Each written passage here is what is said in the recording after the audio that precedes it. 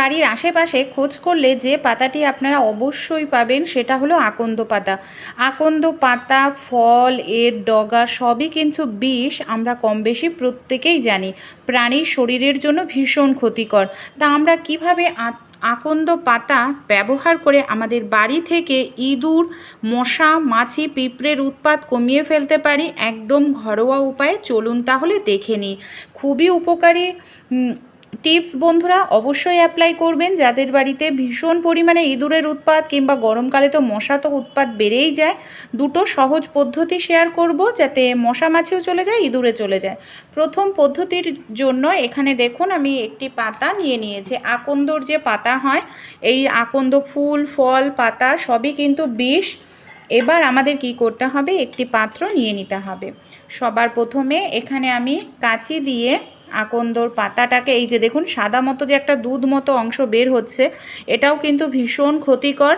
এই আকন্দর পাতার রস যদি চোখে চলে যায় কোনো কারণে, তাহলে কিন্তু চোখ অন্ধ পর্যন্ত হয়ে যেতে পারে। এটা আমি বলছি না, এটা আপনারা গুগলে সার্চ করেও দেখে নিতে পারেন।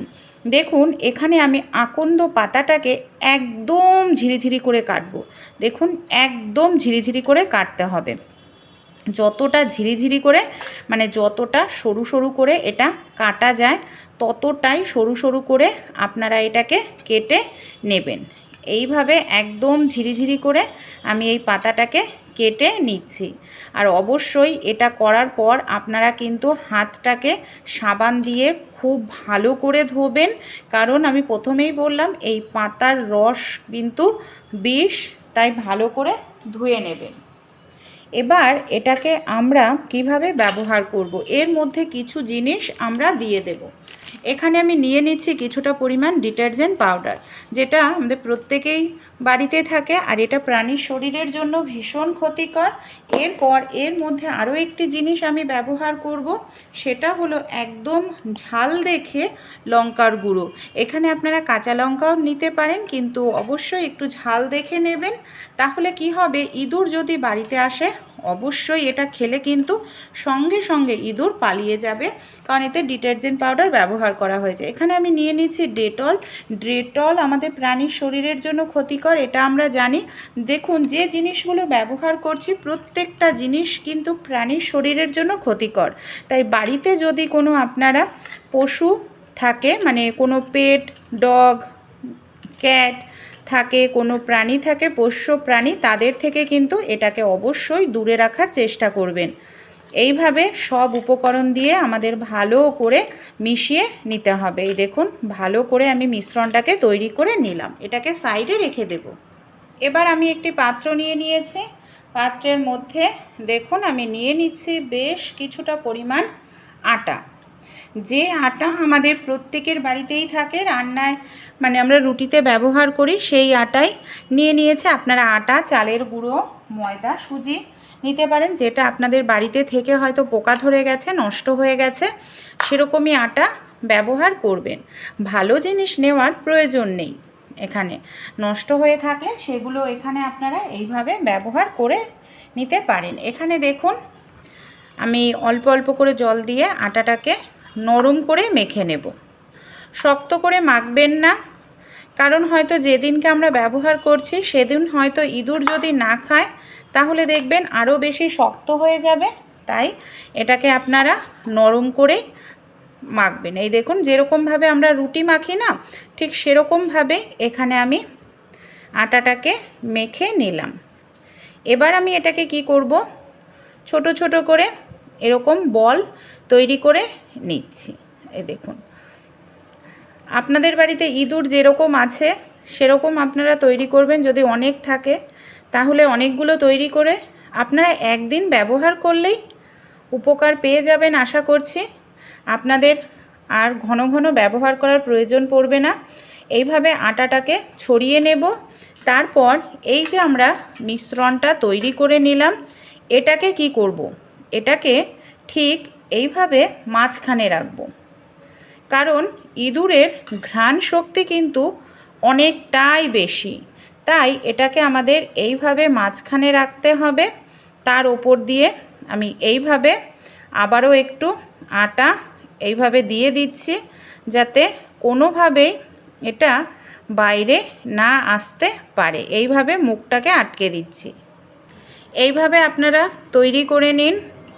দেখুন এই পুরটাকে আমাদের এইভাবে ভেতরটায় দিতে হবে, যাতে ইঁদুর কোনোভাবে, আপনারা চাইলে এরকমভাবে পুর দিয়েও বল তৈরি করে নিতে পারেন। এই যে মানে যাতে ভেতরে থাকে মিশ্রণটা, বাইরে না থাকে।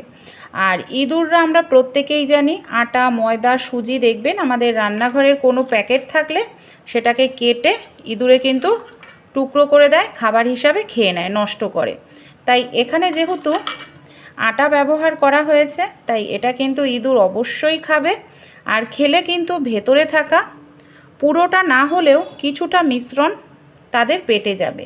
এমনকি পেটে যাওয়ার সঙ্গে সঙ্গে একটা অস্থির ভাব দেখা দেবে, আর ইঁদুর সেখান থেকে পালিয়ে যেতে বাধ্য হবে। আর এটা তৈরি করতে অনেকটা আমাদের টাকা পয়সাও খরচা হচ্ছে না, যে অনেকটা টাকা পয়সা খরচা হচ্ছে। এইভাবে দেখুন তৈরি করে নিলাম। এটাকে এবার কিভাবে ব্যবহার করব চলুন দেখে নিই। কি হয় রান্নাঘরে দেখবেন যেখানে আমাদের মশলাপাতি থাকে, মুদিখানা দোকানের জিনিসপত্র থাকে, সেই সব জায়গায় ইঁদুরের উৎপাত খুব হয়। সেই সব জায়গাতে একটি বল দিয়ে রাখুন, তাহলে দেখবেন ইঁদুর আসলেই ইঁদুর এটাকে অবশ্যই খাবার হিসাবে খেয়ে নেবে।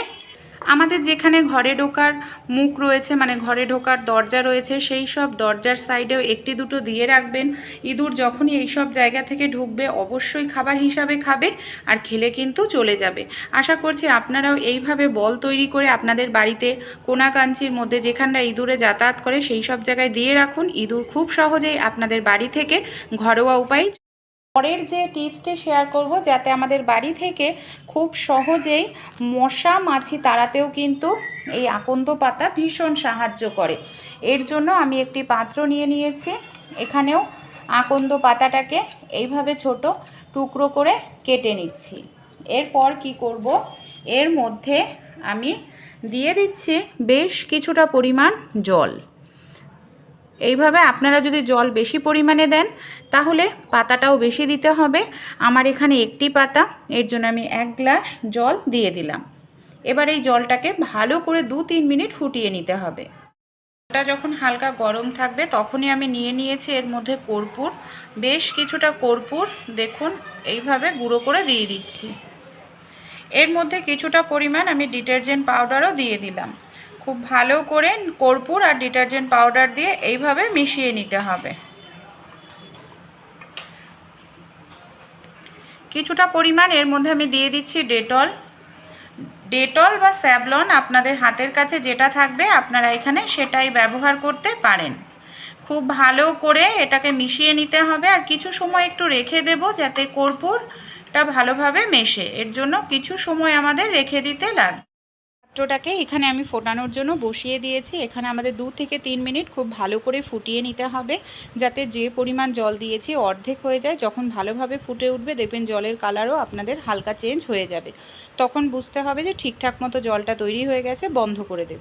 ভালো করে আমি ফুটিয়ে নিয়েছি, জলটা দেখুন হালকা সবুজ ভাব কিন্তু চলে এসছে। এইভাবে ভালো করে আমাদের ফুটিয়ে নিতে হবে। এবার আমি পাতাটাকে তুলে নিচ্ছি। রেখে দিয়েছিলাম, খুব ভালো করে সব উপকরণ মিশে গেছে। এবার আমরা কি করব, আমাদের বাড়িতে যেই ধরনের স্প্রে বোতল আছে নিয়ে নেব। স্প্রে বোতল যদি না থাকে নর্মাল যে জলের বোতল হয় সেটাকে আপনারা ঢাকনাটাকে ছিদ্র করে নিয়ে নিতে পারেন। এখানে আমি স্প্রে বোতলের মধ্যেই পুরো মিশ্রণটা ভরে নিলাম। এখানে দেখুন 1 গ্লাস জল দিয়েছিলাম, ফুটিয়ে আমি হাফ গ্লাস করে নিয়েছি। কিভাবে ব্যবহার করব, আমরা যখন ঘর মুছি ঘর মোছার জলের মধ্যে এইভাবে স্প্রে করতে পারেন, কিংবা মেজোতেও আপনারা এইভাবে স্প্রে করে দিন। যেখানে মাছি ঘোরাঘুরি করছে তারপর আপনারা এইভাবে জায়গাটাকে মুছে নিন, বা ঘর এইভাবে মুছতে পারেন। দেখবেন ঘরে পিঁপড়ে মাছির উৎপাত কিন্তু আর আপনাদের হবে না, আর ঘরের মেঝেও থাকবে পরিষ্কার চকচকে। তাছাড়াও আপনাদের বাড়িতে ওয়াশিং মেশিনের পেছনে কিংবা ফ্রিজের পেছনেও মিশ্রণটা স্প্রে করে দিন। দেখবেন এই সব জায়গাতেও মশারা লুকিয়ে থাকতে পারবে না, তাড়াতাড়ি পালিয়ে যাবে। যেই সব জায়গায় ডাস্টবিন আছে ডাস্টবিনেও আপনারা এইভাবে একটুখানি স্প্রে করে দেবেন, দেখবেন সেই সব জায়গা থেকেও কিন্তু মশারা চলে যাবে। সন্ধেবেলা এই সব জায়গা থেকেই মশারা আসতে থাকে জানলা থেকে, তাই এই জায়গাতেও জানলার গ্রিলগুলোতে একটুখানি জানলার গ্রিলগুলোতেও স্প্রে করে দেবেন, দেখবেন ঘরোয়া উপায়ে মশা চলে যাবে। তাহলে বন্ধুরা একবার তৈরি করে ব্যবহার করুন, বাড়ি থেকেই দেখবেন মশা মাছি খুব কম খরচেই আপনারা তাড়িয়ে ফেলতে পারবেন, সেই সঙ্গে পিঁপড়ে।